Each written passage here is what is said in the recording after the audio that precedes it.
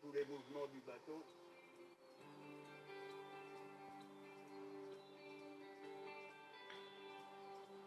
Choc, écoute.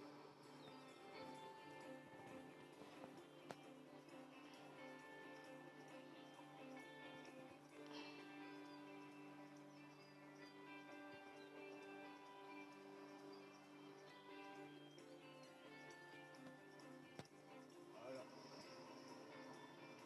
Voilà, tu peux retourner directement ici. C'est bon.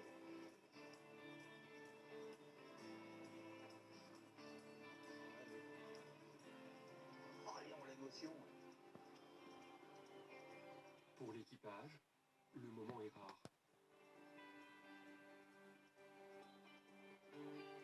Pari réussi. La Vierge de l'Aude est passée sous l'Arche pour la première fois. C'est magnifique cette côte. Magnifique. Dans le temps, t'imagines les Vikings quand ils ont dû arriver là.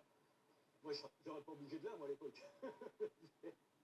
Toutes ces falaises, c'est majestueux, là, que ça... Tu sens la puissance de la nature.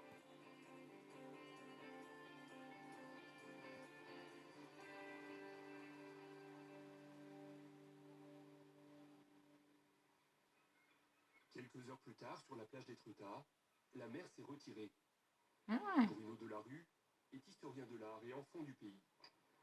Il a choisi ce moment privilégié pour nous guider dans les coins secrets d'Étretat qui ont inspiré les peintres.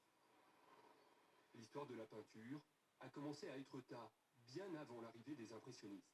Alors là, on va vers le site le plus romantique d'Étretat. C'est-à-dire qu'on a deux éléments ici les plus romantiques qui existent. Ici, c'est l'Arche, à la fois, et la grotte. Cette grotte, c'est le trou à l'homme. Et ce qui est très amusant, justement, c'est que l'histoire de la peinture d'Étretat, en fin de compte, elle commence ici. L'une des toutes premières représentations d'Étretat a été peinte dans cette grotte. Bruno a retrouvé le point de vue choisi par l'artiste Alexandre Noël en 1821.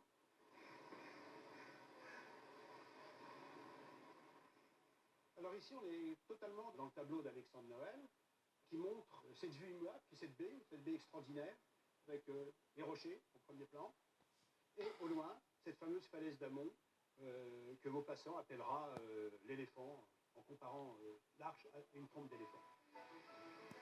40 ans plus tard, pour échapper à cette vision romantique, Monet aura un autre regard. Bruno emprunte ce tunnel creusé en 1922 qui permet de traverser la falaise. Il va nous faire découvrir l'un des lieux favoris de Claude Monet. Et voilà, on arrive sur la plage de Jambourg. La descente n'est pas très facile, mais elle est plus simple qu'elle n'était au 19e siècle, puisque au 19e, il y avait un escalier comme ça qui descendait de la falaise et qui faisait à peu près 100 mètres de longueur. Et voici Jambourg, lieu magique. À Étretat, Monet a peint plus de 80 toiles. Il n'a pas représenté les pêcheurs ou la vie balnéaire. Il a cherché à capter le paysage. Alors ici, on est au pied de l'aiguille, et cette plage est fermée par la troisième porte, peut-être la plus belle, la plus secrète, qu'on appelle la Manne Porte.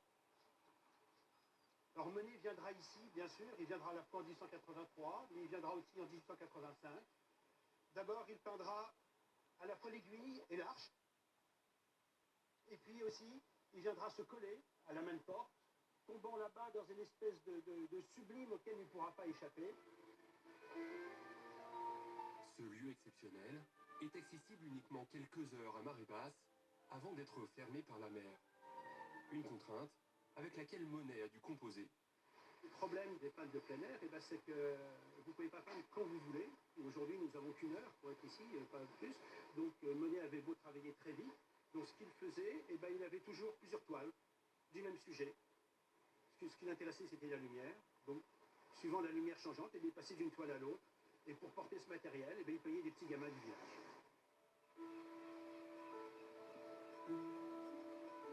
De l'autre côté de la baie, Bruno nous dévoile un nouveau paysage peint par Monet, au pied de la porte.